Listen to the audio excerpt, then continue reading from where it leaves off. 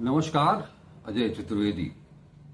जिस घड़ी का इंतजार था वो घड़ी आ गई है। यानी मुख्य निर्वाचन आयुक्त ज्ञानेश कुमार ने बिहार में चुनावी शंखनाद कर दिया है। ये चुनाव, जैसा कि मैंने बताया था पिछले वीडियो में, कि राजनीतिक दलों के साथ हुई बैठक में तमाम राजनीतिक दलों ने ये मांग की थी कि एक चरण में चुनाव हो, 6-7 चरण में नहीं। कुछ ने ये भी कहा था कि ये एक चरण में नहीं होता है तो 2 चरण में चुनाव हो। तो ये बात मान ली गई और अब की बार बिहार में सिर्फ 2 चरण में चुनाव होंगे। पहला चरण 6 नवंबर और दूसरा चरण का मतदान 11 नवंबर को होगा। और चाचा नेहरू अपने जन्मदिन पर ये देखेंगे कि उनकी संतानें लोकतंत्र की कितनी रक्षा कर पाई हैं, संविधान की कितनी रक्षा कर पाई हैं।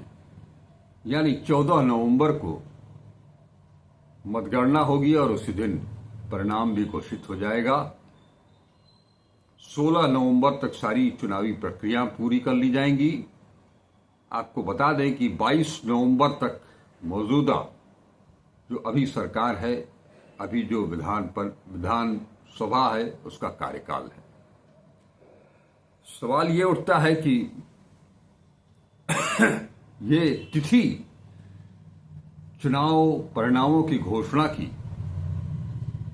जो रखी गई है 14 नवंबर, बाल दिवस, देश के पहले प्रधानमंत्री पंडित जवाहरलाल नेहरू के जन्म दिवस के अवसर पर बिहार में मतों की गिनती हो जाएगी और वहां किस किस सरकार बन रही है ये भी पता चल जाएगा। रोचक मामला है।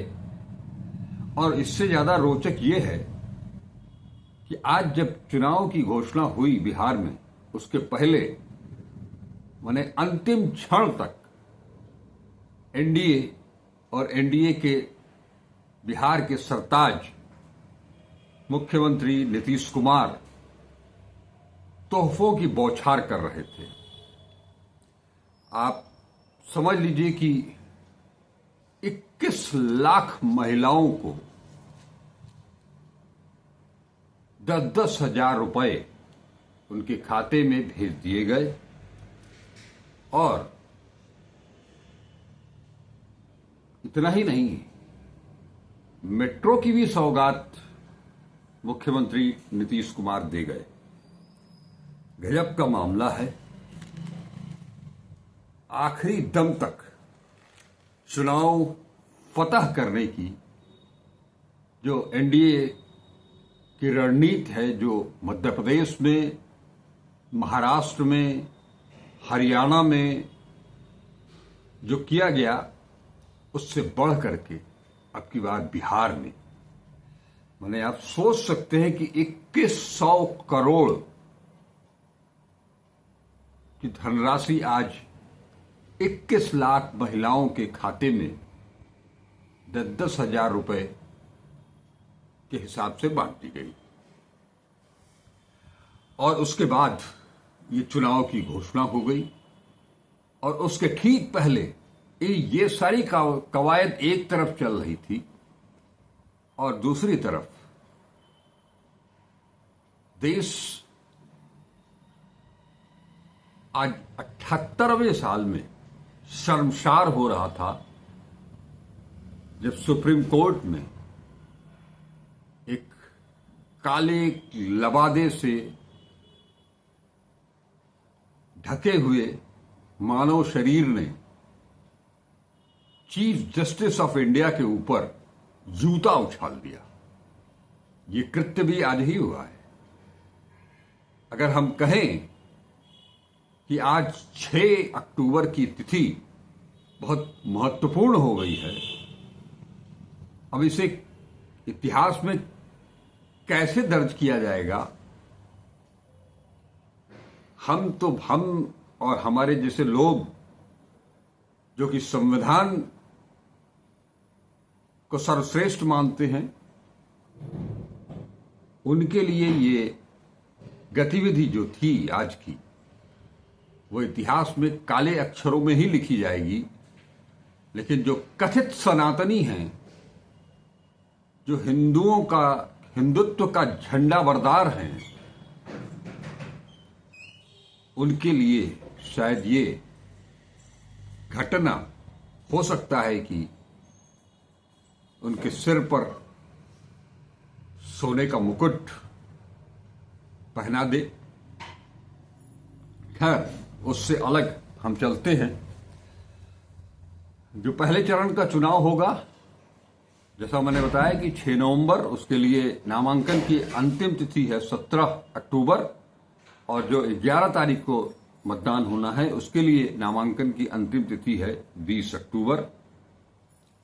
एक चीज मैंने आप लोगों को बताई कि राजनीतिक दलों ने चुनाव आयोग के साथ बैठक में ये कहा था कि एक या ज्यादा से ज्यादा 2 चरण में चुनाव हो। साथ ही उन्होंने ये भी कहा था कि छठ पूजा के तत्काल बाद की तिथि तय कर दी जाए। 20 तारीख के आसपास छठ की पूजा है।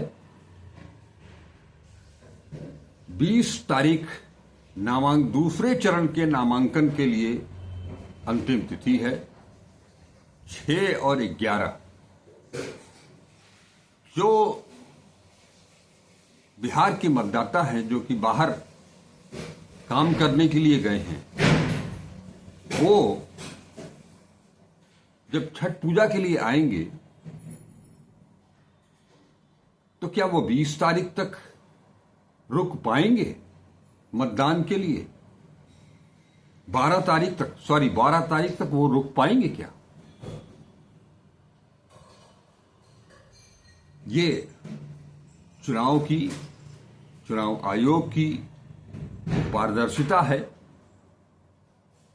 राजनीतिक दलों ने जो उनसे डिमांड की थी, राजनीतिक दलों को वो कितनी तवज्जो देते हैं, सिवाय भारतीय जनता पार्टी को छोड़ करके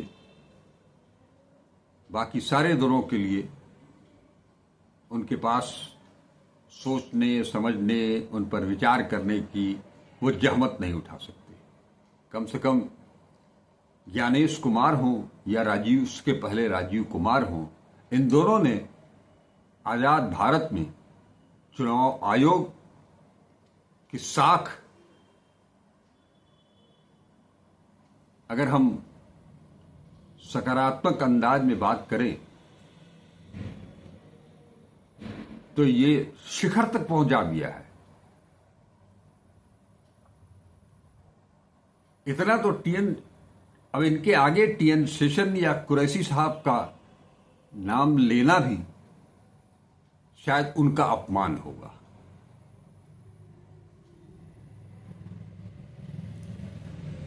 अब आपको कुछ चीजें, जब चुनाव की घोषणा हो ही गई हैं, तो कुछ चीजें आपको ये भी बता दें।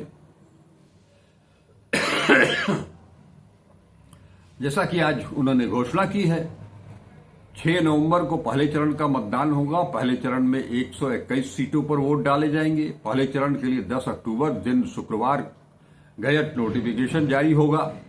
वहीं 17 अक्टूबर शुक्रवार को आखिरी तारीख होगी। 18 अक्टूबर दिन शनिवार को नामांकन पत्रों की जांच की जाएगी। 20 अक्टूबर सोमवार को उम्मीदवारों के नाम वापस लेने की अंतिम तिथि है। पहले चरण में कुल 18 जिलों में मतदान होंगे। इनमें गोपालगंज, सिवान, बक्सर, सारण, मुजफ्फरपुर, दरभंगा, सहरसा, मधेपुरा, खगड़िया, मुंगेर, लखीसराय, शेखपुरा, नालंदा, पटना, वैशाली, समस्तीपुर, बेगूसराय और भोजपुर जिले हैं। मुख्य चुनाव आयुक्त के अनुसार राज्य में कुल मतदाताओं की संख्या 7.42 करोड़ है, जिनमें से पुरुष मतदाताओं की संख्या 3.92 करोड़ और महिला मतदाताओं की संख्या 3.50 करोड़ है। निर्वाचन आयोग के अनुसार 14 लाख मतदाता बिहार विधानसभा में पहली बार मतदान कर सकेंगे। बिहार की वर्तमान विधानसभा का कार्यकाल, जैसा मैंने बताया, 22 सितंबर को समाप्त हो रहा है। अब इस चुनाव में 2005 से 2025 तक बिहार के मुख्यमंत्री रहे नीतीश कुमार, कहीं ये उनका आखिरी चुनाव तो नहीं, क्योंकि नीतीश कुमार हो या उनकी पार्टी जनता दल यूनाइटेड, दोनों के लिए ये चुनाव लिटमस टेस्ट से कम नहीं है। दरअसल जो एसआईआर वहां हुआ है, विवादास्पद 3 महीने तक, 24 अप्रैल से लेकर के अभी चंद दिनों पहले तक, ऐसा कोई दिन नहीं बीता होगा जब चुनाव आयोग को विपक्ष ने सवालों की घेरे में न लिया हो। अब जबकि उसकी रिपोर्ट भी आ चुकी, चुनाव को देखते हुए मतदाताओं की अंतिम सूची भी जारी हो चुकी है। अब आप अब की बार राजनीतिक दलों की मांग पर 2 चरण में चुनाव हो रहे हैं। अगर इसके पहले की बात करें तो 2020 में 3 चरण, 2015 में 5 चरण और 2010 में 6 चरणों में चुनाव हुए थे। अब की बार महज 2 तक तिथि है, 6 और 11 नवंबर।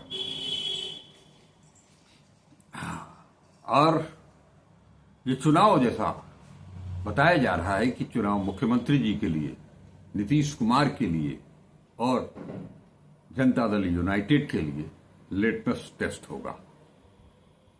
हालांकि इससे थोड़ा पीछे चलते हैं।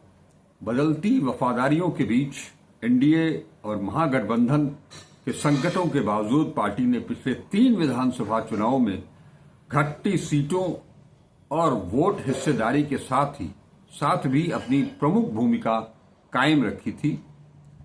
खास तौर पर अंतिम 2 चुनावों में जनता दल यूनाइटेड ने सहयोगी बीजेपी और प्रतिद्वंदी आरजेडी दोनों के हाथों अपनी जमीन काफी हद तक खो दी है।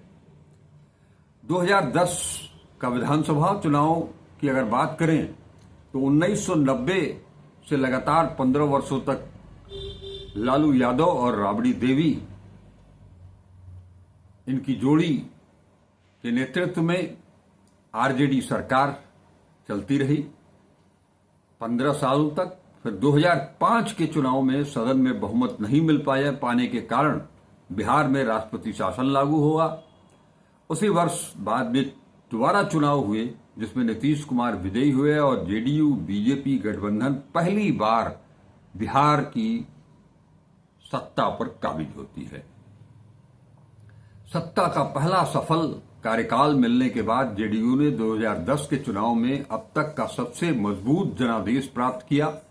22.58% वोट शेयर के साथ 115 सीटें हासिल की। सहयोगी बीजेपी ने भी उत्कृष्ट प्रदर्शन किया और 16.49% वोटों के साथ 91 सीटें जीती। इस चुनाव में बड़े भाई के रूप में जेडीयू ने 141 सीटों पर संघर्ष किया था, जबकि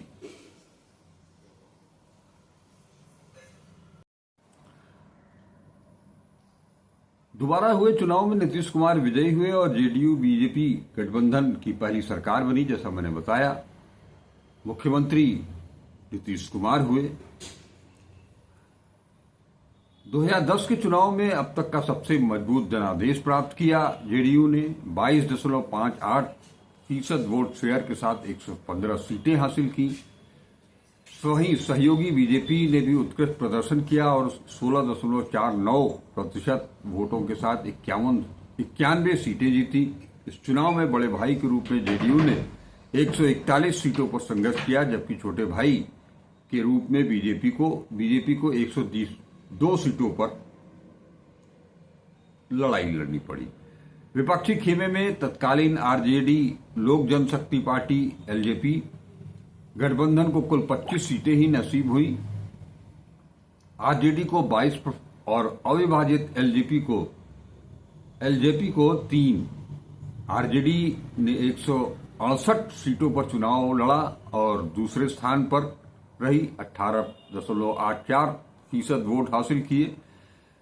वहीं एलजेपी 75 सीटों पर उतरकर 6.74% वोट प्राप्त किए। कांग्रेस ने 243 सीटों पर अकेले दांव खेला और महज 4 सीट ही जीत पाई। 2000 में झारखंड के अलग होने के बाद यह उसका सबसे निराशाजनक प्रदर्शन था, जिसमें उसे महज 8.3% वोट मिले। 2015 की अगर बात करें तो 2015 में जेडीयू ने अपने पारंपरिक प्रतिद्वंदी आरजेडी के साथ कांग्रेस का महागठबंधन बनाया।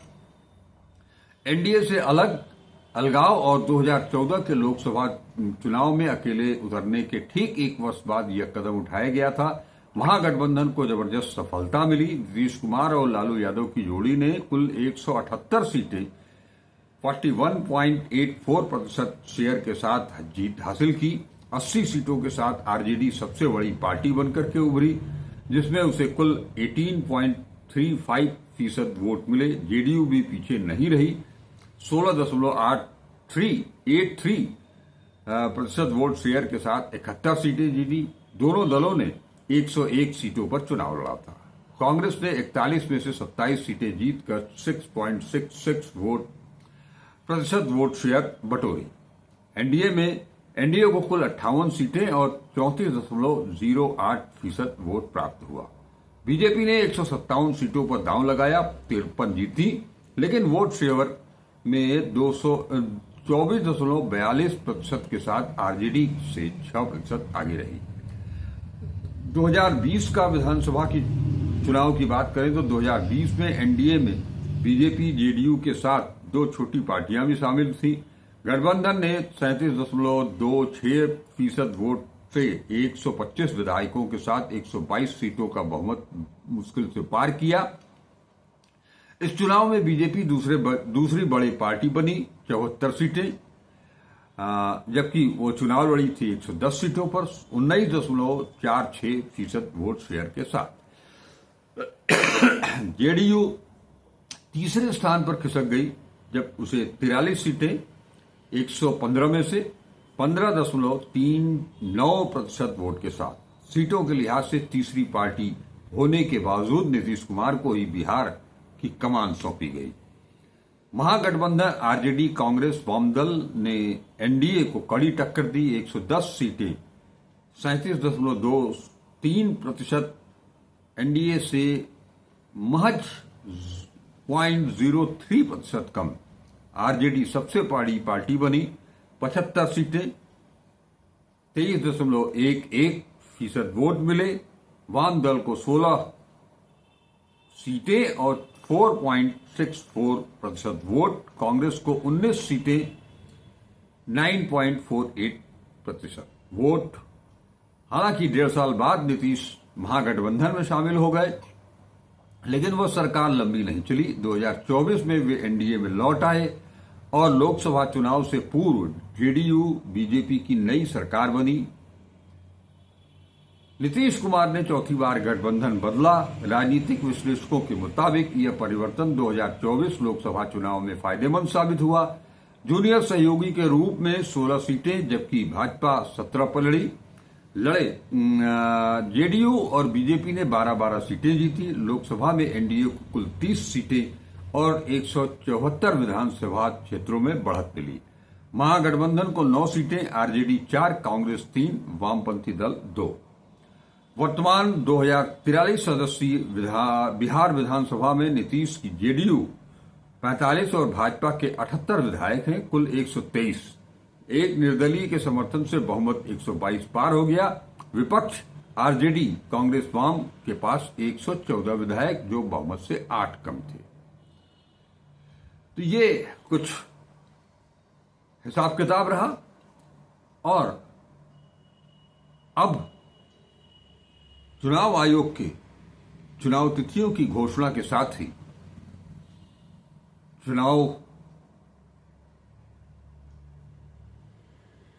कौन जीतेगा, कौन आगे रहेगा, इसका सर्वेक्षण भी हो गया है और बाकायदे ओपिनियन पोल भी आने लगे हैं। खैर, उससे हमारा कोई सरोकार नहीं है। आज हम यहीं पर बात खत्म करने जा रहे हैं, इस बात के साथ कि जनवरी 2025 से लेकर के अक्टूबर 6 तक जिस तरह से कांग्रेस ने, आरजेडी ने, वामपंथी दलों ने, यानी कि महागठबंधन, इंडिया गठबंधन ने तमाम कोशिशें की, जन समर्थन भी जुटाया वोटर अधिकार रैली के माध्यम से, बावजूद इसके क्या जनता वहां की महागठबंधन के पक्ष में आएगी? क्या लोकतंत्र बचेगा? संविधान की रक्षा हो पाएगी? बिहार में पलायन रुकेगा? रोजगार, नौकरी के साधन खुलेंगे? हालांकि तेजस्वी यादव ने आज ही घोषणा भी कर दी है चुनाव परिणाम आने, चुनाव की तिथियों की घोषणा के साथ ही, कि अगर वो मुख्यमंत्री बनते हैं और उनकी सरकार बनती है तो सरकार के लिए पहली प्राथमिकता होगी युवाओं को रोजगार मिले, नौकरी मिले। चलिए, फिर मिलेंगे, बहुत जल्द मिलेंगे। बिहार के चुनाव की घोषणा तो हो ही चुकी है। देखते हैं राहुल गांधी, कन्हैया कुमार, राजेश राम, कृष्णा अल्लावरू, पप्पू यादव, दीपांकर भट्टाचार्य और तेजस्वी यादव की मेहनत, अब तक की मेहनत कितना गुल खिला चुकी है और आगे वो क्या रणनीति अपनाते हैं, किस तरह से एनडीए, प्रधानमंत्री नरेंद्र मोदी, गृह मंत्री अमित शाह, आरएसएस प्रमुख मोहन भागवत, इन सब की चालाकियों से कितना अपने आप को मुफीद रख पाते हैं। और चुनाव आयोग क्या वास्तव में जो आज घोषणा की है कि निष्पक्ष चुनाव, पारदर्शी चुनाव, क्या चुनाव के वक्त लेवल प्लेइंग फील्ड मुहैया कराने में कामयाब हो पाएगा, या जो अब तक राजीव कुमार करते चले आए हैं उसी को आगे बढ़ाएगा। नमस्कार, जय हिंद।